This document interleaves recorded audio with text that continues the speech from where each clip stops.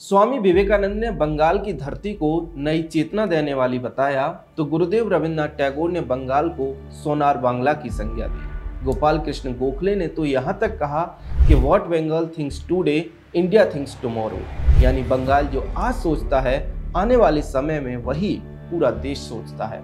आज ये सभी बातें, ये सभी कथन किसी पुराने अभिशाप की तरह लगते हैं।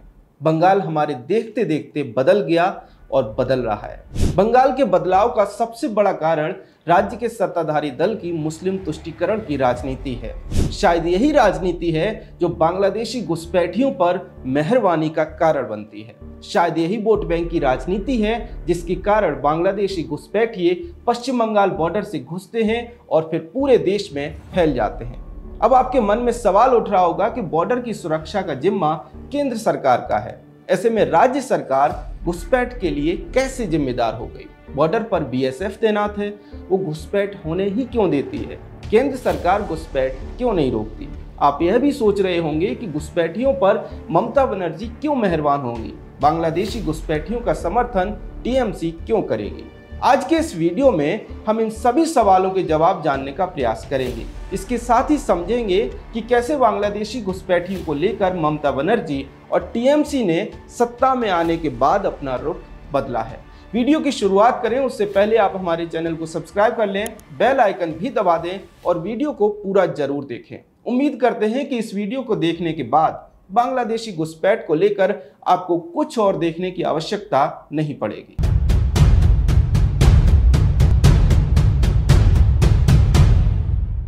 सबसे पहले आप गृह मंत्री अमित शाह का लोकसभा में दिया गया ये बयान देखिए। और 450 किलोमीटर जहां फेंसिंग होता है वहां बाकी है। अब मैं वो बताना चाहता हूं कि क्यों बाकी है। ये 450 किलोमीटर के लिए मान्यवर मैंने डीओ लेटर लिखकर 10 रिमाइंडर करे हैं। बंगाल सरकार भूमि नहीं देती। मान्यवर ये 450 किलोमीटर के लिए गृह सचिव बंगाल के मुख्य सचिव के साथ 7 मीटिंग करे, ये भूमि नहीं देते हैं। मान्यवर जहां फेंसिंग लगाने जाते हैं सत्ताधारी पार्टी का कैडर आकर हुड़दंग करता है, धार्मिक नारे लगाता है। आपने देखा गृह मंत्री अमित शाह ने बताया कि पश्चिम बंगाल से बांग्लादेश का जो बॉर्डर लगता है उस पर 450 किलोमीटर तक फेंसिंग नहीं हो पाई है। ऐसा इसलिए क्योंकि पश्चिम बंगाल सरकार फेंसिंग के लिए जमीन नहीं देती। उन्होंने कहा कि जमीन के लिए गृह मंत्रालय ने राज्य सरकार को 10 पत्र लिखे। गृह सचिव ने बंगाल के मुख्य सचिव के साथ इसके लिए 7 बार मीटिंग की। इसके बाद भी ममता सरकार ने फेंसिंग के लिए जमीन नहीं दी। जमीन न मिलने के कारण खुले बॉर्डर से बांग्लादेशी घुसपैठिए देश में घुसते हैं। ऐसा नहीं है कि पहली बार केंद्र सरकार ने पश्चिम बंगाल से होते हुए बांग्लादेशी घुसपैठ की बात कही है या फिर पहली बार सरकार वहां फेंसिंग करना चाहती है। पहले की सरकारों का भी यही मानना रहा है कि बांग्लादेश का खुला बॉर्डर घुसपैठ का सबसे बड़ा कारण है। साल 2000 में जब बुद्धदेव भट्टाचार्य पश्चिम बंगाल के मुख्यमंत्री बने तब केंद्र में भाजपा के नेतृत्व वाली एनडीए की सरकार थी। अटल बिहारी वाजपेयी प्रधानमंत्री थे और लाल कृष्ण आडवाणी गृह मंत्री। बांग्लादेशी घुसपैठियों पर भाजपा और एनडीए का तब भी यही रोक था जो आज है कि बांग्लादेशी घुसपैठियों पर पूरी तरह से रोक लगनी चाहिए। पश्चिम बंगाल के तत्कालीन मुख्यमंत्री बुद्धदेव भट्टाचार्य के देश के गृह मंत्री लाल कृष्ण आडवाणी के साथ अच्छे कामकाजी संबंध थे। बांग्लादेशी घुसपैठियों के मुद्दे पर भी दोनों के विचार एक समान थे। अब आप समझिए, भट्टाचार्य घोर वामपंथी थे। राजनीति की शुरुआत से लेकर अंत तक वामपंथी पार्टी से जुड़े रहे, वामपंथ की राजनीति करते रहे। दूसरी तरफ लाल कृष्ण आडवाणी हैं जो राष्ट्रीय स्वयंसेवक संघ से भाजपा के फायर ब्रांड नेता बने।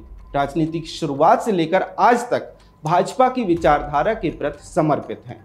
ऐसे में राजनीतिक विचारधारा के आधार पर देखें तो भट्टाचार्य और आडवाणी दोनों विपरीत छोर पर खड़े दिखाई देते हैं। इसके बाद भी जब राष्ट्र की बात आई, राष्ट्रीय सुरक्षा की बात आई तो बांग्लादेशी घुसपैठियों के मुद्दे पर दोनों के विचार एक जैसे थे। इसकी पुष्टि भट्टाचार्य के 2003 के उस भाषण से होती है जो मुख्यमंत्री रहते हुए उन्होंने विधानसभा में दिया था। 11 जुलाई 2003 को विधानसभा में बोलते हुए पश्चिम बंगाल के तत्कालीन मुख्यमंत्री बुद्धदेव भट्टाचार्य ने कहा था कि बांग्लादेशी घुसपैठियों को रोकने के लिए सख्त कदम उठाए जाने चाहिए।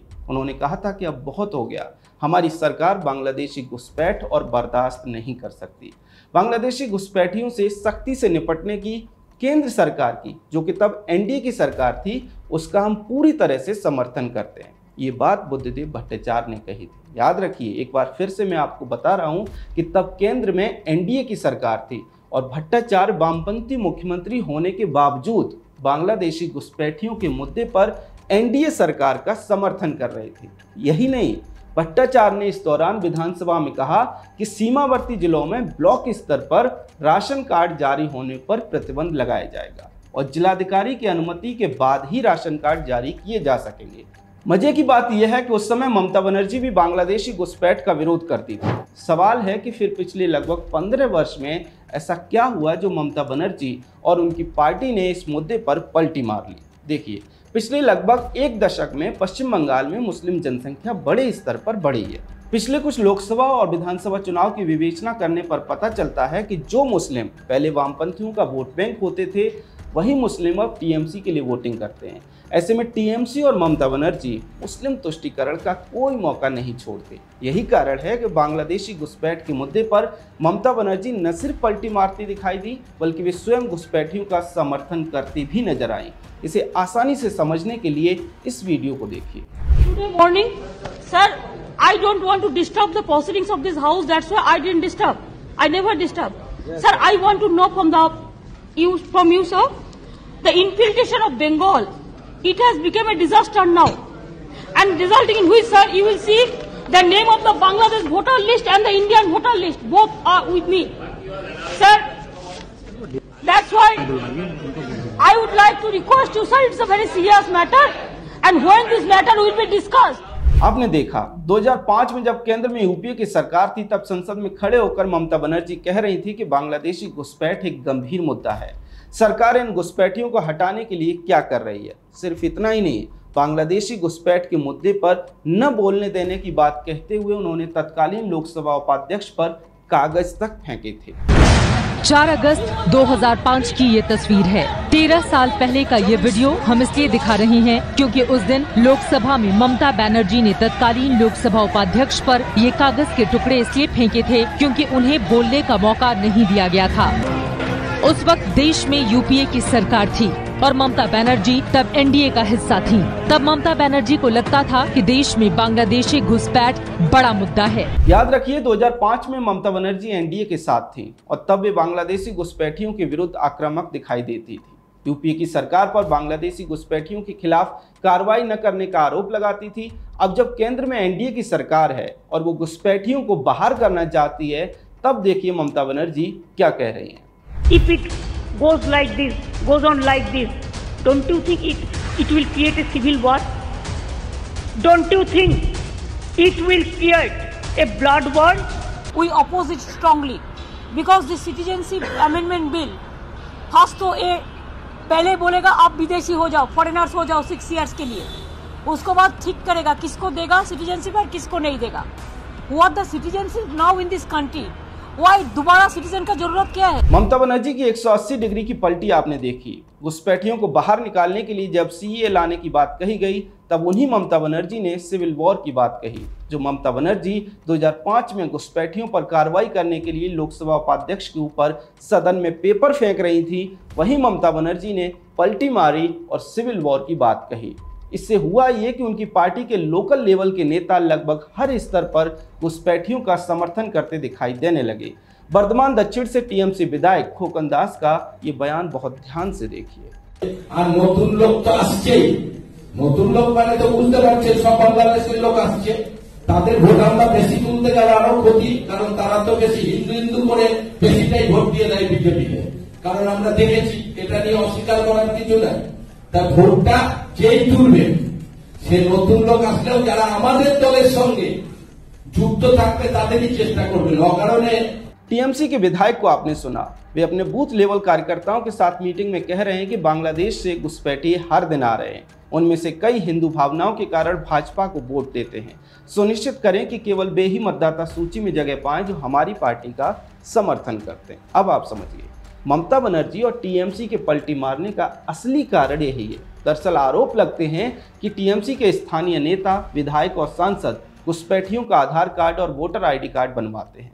वोटर आईडी कार्ड बनने के बाद ये घुसपैठिए टीएमसी को ही वोट देते हैं। इसके साथ ही आधार कार्ड के साथ वे पूरे देश में फैल जाते हैं। गृह मंत्री अमित शाह ने भी यही बात कही है। वो उनको वोट बैंक नजर आते हैं, इसलिए घुसपैठियों को घुसाकर मतदाता बना रही है। टीएमसी के लोकल नेता न सिर्फ घुसपैठियों का समर्थन करते हैं, आधार कार्ड और वोटर आईडी कार्ड बनवाते हैं, बल्कि देश में घुसने के लिए उकसाते भी दिखाई देते हैं। हाल ही में छात्र प्रदर्शन के नाम पर बांग्लादेश में चुनी हुई शेख हसीना सरकार का तख्ता पलट किया गया। इसके बाद बांग्लादेश में हिंसा का लंबा दौर चला, वहां हिंदुओं को निशाना बनाया गया। यह तय था कि अब बांग्लादेश में पाकिस्तान की खुफिया एजेंसी ISI एक्टिव हो गई है। इसके बाद भी टीएमसी नेता गार्गा चटर्जी बांग्लादेशी मुस्लिमों से यह कहते दिखाई दिए कि वे भारत में आ जाएं। देखिए, बांग्लादेश থেকে যদি কোটি কোটি বাঙালি মুসলমান অবৈধভাবে ঢোকে, তার ভাষা বাংলা হ্যাঁ কি না? যে বাংলা বলা কোটি কোটি বাংলাদেশি মুসলমান যদি পশ্চিমবঙ্গে ঢুকে থাকে, সে আয় করার জন্য শহরে আসবে, গ্রামে না, হ্যাঁ কি না? শহরে যদি কোটি কোটি বাংলা বলা মানুষ ঢুকে যায়, বাংলার শহরে শহরে ওয়ার্ডে ওয়ার্ডে বাংলা আগের থেকে বেশি শোনা যাবে, হ্যাঁ কি না? टीएमसी के नेताओं के ऐसे तमाम बयान हमें मिल जाएंगे जहां वे बांग्लादेशी घुसपैठियों का समर्थन करते दिखाई देते हैं। इतना ही नहीं, आरोप तो ये भी लगते हैं कि टीएमसी के लोकल लेवल के कई नेता खुद बांग्लादेशी हैं। बांग्लादेशी घुसपैठियों को सत्ता से और सत्ताधारी दल से ऐसा समर्थन मिलने के कारण सीमावर्ती जिलों में डेमोग्राफी बदलती दिखाई दे रही है। मुर्शिदाबाद, मालदा और उत्तर दिनाजपुर में मुस्लिमों की जनसंख्या 50% के आसपास बताई जाती है। इसके अलावा उत्तर और दक्षिण 24 परगना में भी मुस्लिम आबादी का बड़ा प्रभाव है। सिर्फ इतना ही नहीं, राज्य के दूसरे जिलों में भी लगातार मुस्लिम जनसंख्या बढ़ रही है। यही कारण है कि विधानसभा की 294 सीटों में से 70 से ज्यादा सीटों पर मुस्लिम निर्णायक भूमिका में दिखाई देते हैं। अब एक सवाल और उठता है कि इतनी बड़ी संख्या में घुसपैठ कैसे हो जाती है। ठीक है कि सत्ताधारी दल का समर्थन घुसपैठियों को मिलता है, बॉर्डर पर फेंसिंग नहीं है, इसके बाद भी BSF तैनात तो रहती है, फिर भी इतने बड़े स्तर पर घुसपैठ कैसे हो जाती है, जिससे कि न सिर्फ सीमावर्ती जिलों की डेमोग्राफी बदलती दिखाई दे रही है, बल्कि देश के दूसरे हिस्सों में भी बांग्लादेशी और रोहिंग्या दिखाई देते हैं। देखिए, भारत और बांग्लादेश का बॉर्डर किसी भी आम बॉर्डर जैसा नहीं है, बल्कि कई स्थानों पर बॉर्डर पर गांव बसे हैं। गांव के बीच से बॉर्डर जाता है। कई स्थानों पर आधा गांव भारत में पड़ता है और आधा गांव बांग्लादेश में। कई स्थान पर लोगों के घर बांग्लादेश में हैं और खेत भारत में। ऐसे में होता यह है कि गांवों के बीच में निरंतर आवाजाही होती है। उसी का फायदा उठाकर बांग्लादेशी घुसपैठिए भारत में घुस आते हैं। इसके साथ ही कई स्थानों पर मवेशियों के मेले भी बॉर्डर पर लगते हैं। ऐसे में मेले का लाभ उठाकर भी घुसपैठिए घुसते हैं और मवेशियों की तस्करी भी होती है। मजे की बात यह है कि मवेशी तस्करी के आरोप भी टीएमसी नेताओं पर लगते हैं। बीरभूम के टीएमसी नेता अनुव्रत मंडल पर भी गाय तस्करी के आरोप लगे हैं। आरोप है कि अनुव्रत मंडल पश्चिम बंगाल से गायों की तस्करी करके उन्हें बांग्लादेश भेजते थे। शायद इसीलिए BSF के बार बार कहने के बाद भी राज्य की ममता सरकार बॉर्डर पर लगने वाले मवेशियों के मेलों को बंद नहीं करती। सिर्फ इतना ही नहीं, बल्कि राज्य सरकार बॉर्डर पर चौकियों और वॉच टावर के लिए भी BSF को जमीन नहीं देती। इन सभी कारणों से लगातार बांग्लादेशी घुसपैठ हो रही है। इस घुसपैठ से हुआ ये कि ममता बनर्जी बांग्लादेशियों की नज़र में हीरो बन गई। हाल ही में जब वे लंदन पहुंची तो वहां बड़े स्तर पर उनका विरोध हुआ, लेकिन सेमिनार हॉल के बाहर बांग्लादेशी ममता बनर्जी का समर्थन करने के लिए खड़े थे। But people were not happy. So many Bangladeshi, they were also aggressive. I tell you seriously. Most of, you can see, they wanted to take us. If it was, we were outside, they would have attacked us also. So this was situation. सवाल है कि बांग्लादेशी नागरिक भारत के एक राज्य की मुख्यमंत्री के समर्थन में क्यों खड़े हैं। ऐसे में कुछ लोग पूछ रहे हैं कि ममता बनर्जी पश्चिम बंगाल की मुख्यमंत्री हैं या फिर बांग्लादेश की। खैर, लगातार हो रही घुसपैठ से देश में आंतरिक सुरक्षा को लेकर चिंताएं बढ़ती जा रही हैं। दरअसल हाल ही में बांग्लादेश में सत्ता परिवर्तन हुआ है। भारत विरोधी लॉबी ने मोहम्मद यूनुस को सत्ता सौंपी है। यूनुस के आने के बाद बांग्लादेश निरंतर पाकिस्तान और चीन के करीब जाता दिखाई दे रहा है। वहां ISI का प्रभाव भी बढ़ता हुआ दिखाई दे रहा है। हाल ही में चीन पहुंचे यूनुस ने भारत के उत्तर पूर्व हिस्से को लेकर क्या कहा, एक बार आप देखिए। Eastern part of India, called Seven Sisters. They are landlocked country, landlocked region of India. They have no way to reach out to the ocean. We are the only guardian of the ocean for all this region. So this opens up a huge possibility. So this could be an extension of the Chinese economy. build things, produce things, market things, bring things to China, bring it out to the whole rest of the world. That's the production house for you. आपने देखा यूनिस चीन से कह रहे हैं कि भारत के उत्तर पूर्व के 7 राज्य लैंडलॉक हैं, आप हमारे यहाँ आइए। उनके बयान से स्पष्ट है कि आने वाले समय में पाकिस्तान और चीन बांग्लादेश की जमीन का भारत के विरुद्ध इस्तेमाल करने की योजना पर काम कर सकते हैं। ऐसे में निश्चित तौर पर वहां से होने वाली घुसपैठ देश के लिए बड़ा खतरा है। ऐसा नहीं है कि राज्य सरकार अगर चाहे तो घुसपैठ रोक नहीं सकती। असम में जब तक कांग्रेस की सरकार थी तब तक वहां से घुसपैठ होती थी। भाजपा की सरकार आने के बाद अब असम से घुसपैठ लगभग बंद हो गई और अब केवल बंगाल से घुसपैठ भारत में होती है। ऐसे में निश्चित तौर पर देश की न्यायपालिका को इस मामले में हस्तक्षेप करने की आवश्यकता है। न्यायपालिका को राज्य सरकार से पूछना चाहिए कि क्यों वे फेंसिंग के लिए, चौकियों के लिए, वॉच टावर के लिए जमीन नहीं दे रही। याद रखिए, लोकतंत्र तभी तक सुरक्षित है, देश तभी तक सुरक्षित है जब तक बॉर्डर सुरक्षित है। ऐसे में निश्चित तौर पर इस मामले पर देश की शीर्ष अदालत को हस्तक्षेप करना चाहिए। पश्चिम बंगाल की ममता बनर्जी सरकार बांग्लादेशी घुसपैठियों का समर्थन करती दिखाई देती है। इसको लेकर आपका क्या कहना है, कमेंट सेक्शन में हमें जरूर बताएं। अगर आपको हमारा कंटेंट पसंद आता है तो हमारे चैनल को सब्सक्राइब भी कर लें। जय हिंद।